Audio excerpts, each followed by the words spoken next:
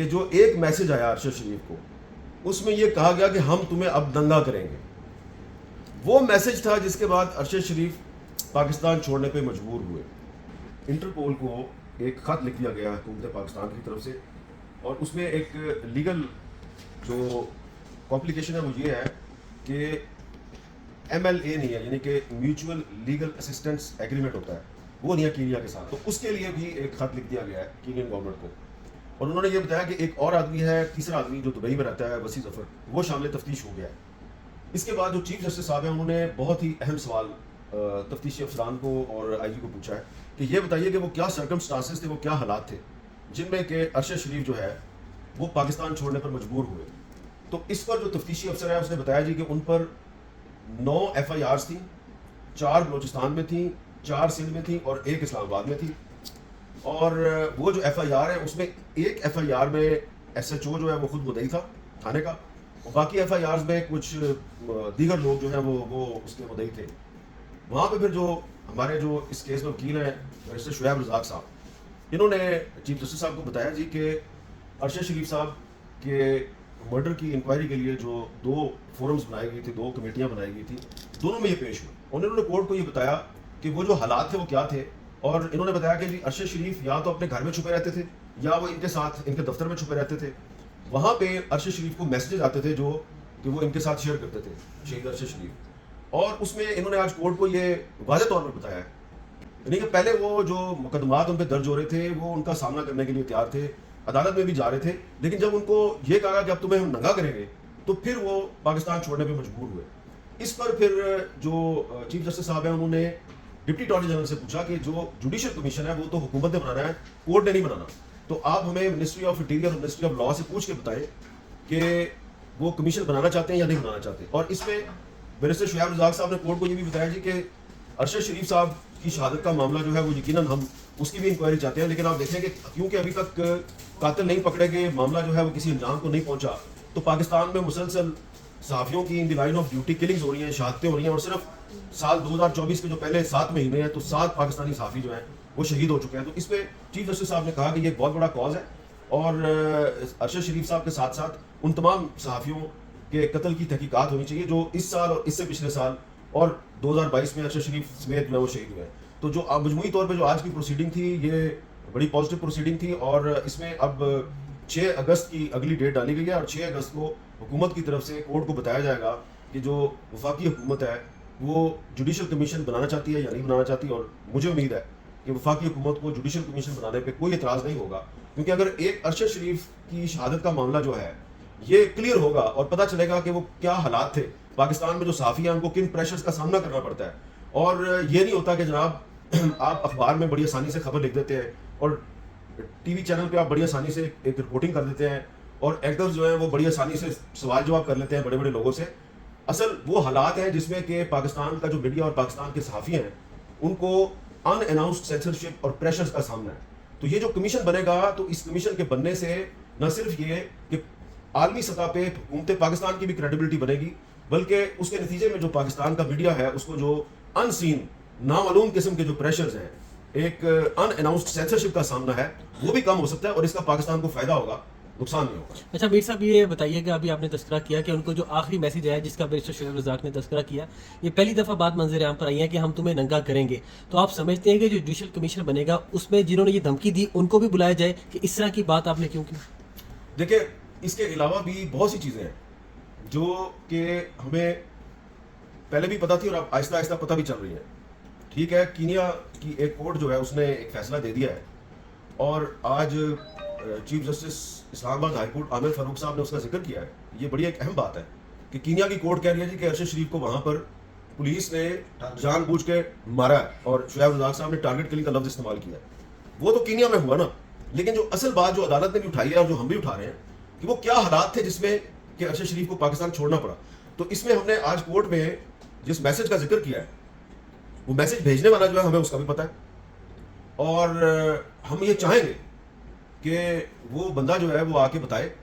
کہ اس نے یہ میسج کیوں بھیجا. اس کا اسکرین شاٹ ہے ان کے پاس، اور شعیب رزاق صاحب کا جو موبائل فون ہے اللہ کرے وہ محفوظ رہے، اس میں ان صاحب نے وہ اتنے نڈر ہیں اور دلیر ہیں اپنی طرف سے کہ انہوں نے اس اپنے میسج کو آج تک, ابھی جب میں آپ سے بات کر رہا ہوں, انہوں نے ڈیلیٹ نہیں کیا. ان کا خیال ہے مجھے کسی نے پوچھ لیا, ٹھیک ہے نا. تو اگر کمیشن بنے گا اس میں وہ یقیناً وہ صاحب آئیں. شاید ان کا یہ خیال ہے کہ میں نے تو کسی کے کہنے پہ یہ میسج کیا تھا, مجھے کیا ضرورت ہے ڈیلیٹ کرنے کی. تو پھر وہ آ کے بتا دیں کہ انہوں نے کس کے کہنے پہ یہ میسج ارشد شریف کو بھیجا تھا. باقی اینی شاید آپ کے ساتھ بیٹھے ہوئے ہیں جو ہمارے وکیل بھی ہیں, ارشد شریف کے بھی وکیل تھے, آج میرے بھی وکیل ہیں, آپ ان سے پوچھ لیں. ابھی میں ان سے گزارش کروں گا نام نہ بتائیں اس بندے کا, لیکن یہ آپ کنفرم کرتے ہیں کہ وہ میسج ابھی تک آپ کے پاس محفوظ ہے. دو باتیں, میسج ارشد شریف کو آیا اور یہ شیئر کیا گیا مجھ سے, اور اس پہ بحث ہوئی کہ to what extent they can go. جب ارشد شریف کو بلیو ہو گیا کہ یہ جو انہوں نے میسج کیا ہے یہ مین کرتے ہیں, کیونکہ اس کے علاوہ بھی ان کے بہت سارے دوست تھے جو کہہ رہے تھے کہ this time they mean it, کیونکہ تمہیں ابھی ریلیف مل گیا ہے کورٹ سے, اریسٹ تو تمہیں کر نہیں سکتے کسی طریقے سے, ہم کورٹ میں کیونکہ روز پیش ہوتے تھے. تو اس میں ایشو یہ چل رہا تھا کہ کس سٹیج پہ ارشد شریف کو یہ یقین ہو گیا کہ یہ جو میسج مجھے دے رہے ہیں اس پہ عمل پیرا کریں گے. ایسے بھی ہیں جو اے آئی کے وہ پریزیڈنٹ صاحب تھے, ان کے ساتھ بھی ایسا ہی کہ ان کو کھڑا کر کے ان کے کپڑے اتار دیے. تو پوائنٹ یہ ہے کہ عدالت نے, آج میں ایز اے کاؤنسل بڑا مطمئن ہوں کہ عدالت نے اس ڈائریکشن کی طرف چل پڑے جو پہلے دن سے ہماری استدعا تھی. لیکن آج پولیس والے آ کے وہ ساری رٹی رٹائی کہانیاں ہمیں سنا رہے ہیں, لیکن یہ ہم عدالت میں گئے تو آج پولیس والے کی کہانیاں ہمیں سنا رہے ہیں نا. اگر جوڈیشل کمیشن بنا ہوتا تو وہ ان سے پوچھتے کہ یار کیا پروگریس ہوئی ہے. آج اگر ہم 1.5 سال کے بعد عدالت سے یہی پوچھ رہے ہیں کہ جناب آپ نے کیا کیا ابھی 1.5 سالوں میں, تو وہ آج ان کی مہربانیاں میں بتا دیا. تو ہمارا جو کانسیپٹ تھا کہ جوڈیشل کمیشن بنائے, وہ انکوائری کرے, وہ دیکھے کہ کیا محرکات تھے. سپریم کورٹ بھی یہ باتیں کر رہی ہے, آرڈر میں کہہ رہی ہے کہ جناب ہمیں محرکات کو چیک کرنا ہے, جن محرکات کو بنیاد بنا کے ارشد شریف کو یہ ملک جانا پڑا. ہم تو یہ ایک سمجھ لیں ٹپ آف دی آئس برگ ہے, ہم یہ بتا رہے ہیں کہ اس کو کہا گیا کہ ہم تمہیں ننگا کریں گے. اور کتنے پریشر ہوتے ہیں, اس کے موڈ میں بالکل نہیں تھا, نہ وہ ڈرپوک تھا نہ وہ بھاگنے والا تھا. لیکن یہ چیز آپ کو پنچ کرتی ہے. ہمارا ایک ٹریننگ ایسی ہوئی ہے, آپ کی ٹریننگ ہوئی ہے, میجورٹی پاکستانی جتنے بھی مسلمان جتنے بھی ہیں ان کو خوف اسی چیز کا ہوتا ہے. وہ صرف وہ آپ دیکھیں نا, آپ کو 100 بندے ملے ہوں گے, وہ آپ کو کہانیاں سنا رہے ہیں کہ مجھے برنا کر دیا گیا, میری پھر ویڈیو بنائی, تو آپ کے سامنے ہے. ہمارا پوائنٹ کیا ہے from the very first day, ہم یہ کہہ رہے ہیں کہ آپ جوڈیشل کمیشن بنائیں, انکوائر کریں محرکات کو, پھر اس کے بعد گورنمنٹ کو سبمٹ کریں کہ یار اس کے مطابق ان لوگوں کے خلاف کارروائی ہو. جب گورنمنٹ یا اسٹیٹ پہلا سٹیپ بھی لینے میں سے قاصر ہے اور بار بار ایک بات پہ آ رہے ہیں کہ مدعا کہاں ہوا. وہ میرے بھائی مدعا ہوا, چیف جسٹس صاحب نے آج کہا کہ ہی واز اے وزٹر. چاہیے کینین پولیس کو کیا پڑی تھی کہ ارشد شریف کو گولی مار دو. وہ یہی کینین پولیس نے کنفرم کر دیا کہ یہ تو ٹارگٹ ہوا ہے. تو ہم بار بار یہ کہہ رہے ہیں کہ جس بندے پہ بھی ہم بھی الزام لگا رہے ہیں یا ہمارے دماغ میں ہے کہ اس نے کی ہے, اس کے پاس بھی یہ اپرچونٹی ہے کہ اپنی پوزیشن کلیئر کرے. اس نے اللہ کو تو جواب دینا ہے نا, چلے یہاں تو وہ کاروائی ڈال لے گا, ادھر تو جواب دینا ہے. یہ کوئی چھوٹا مسئلہ نہیں ہے. ایک بندے کا قتل ہوا ہے, ایک بندے کا قتل پوری انسانیت کا قتل ہے. آپ کے اوپر اگر الزام لگا ہے یا لوگ یہ سوچ رہے ہیں تو آپ کے اوپر اور آپ کی اپنی نسلوں کے لیے بڑا ضروری ہے بتانے کے لیے کہ میرے پہ الزام تھا, میں کلیئر ہوں اس میں. اور یہ ہر بندے کے لیے, حامد بھائی, دس از فار ایوری ون ان پاکستان. ہر بندہ اسٹیک ہولڈر ہے ارشد شریف کے کیس میں. جوڈیشری اسٹیک ہولڈر ہے, اسٹیبلشمنٹ اسٹیک ہولڈر ہے, وکیل. اور یہ آپ نے بڑی اہم بات کی ہے کہ اس میں ہم نے ابھی تک کسی کو بلیم نہیں کیا. ہم کہتے ہیں کہ جوڈیشل کمیشن بنایا جائے اور جوڈیشل کمیشن انکوائری کرے, اور اس میں پھر جن لوگوں کا نام آئے گا جنہوں نے ارشد شریف کو تھریٹ کیے یا اس پہ FIRs کروائیں, وہ پھر بتائیں گے کہ ہم نے یہ سب کس کے کہنے پہ کیا. تو پھر جن کا نام آئے گا ان کے پاس ایک اپرچونٹی ہوگی آ کے اپنے آپ کو ڈیفینڈ کریں. اس لیے ہم صرف جوڈیشل کمیشن بنانے کا مطالبہ کر رہے ہیں. ہم یہ نہیں کہہ رہے کہ جی وہ ABC جو ہے یا D جو ہے وہ ارشد شریف کے قتل میں ملوث ہے. لیکن افسوسناک بات یہ ہے کہ آپ سارے ہمارے جو جرنلسٹ کلیگ ہیں, آپ گواہ ہے کہ آج کورٹ میں ایک حکومت کا جو کونسل ہے, ایک حکومت کا جو وکیل تھا, اس نے کورٹ کو جب یہ سمجھانے کی کوشش کی, جب کورٹ نے کہا جی کہ جوڈیشل کمیشن کے لیے آپ فیڈرل گورنمنٹ سے پوچھیں, تو وہ صاحب جو ہے انہوں نے کورٹ کو یہ سمجھانے کی کوشش کی کہ یہ معاملہ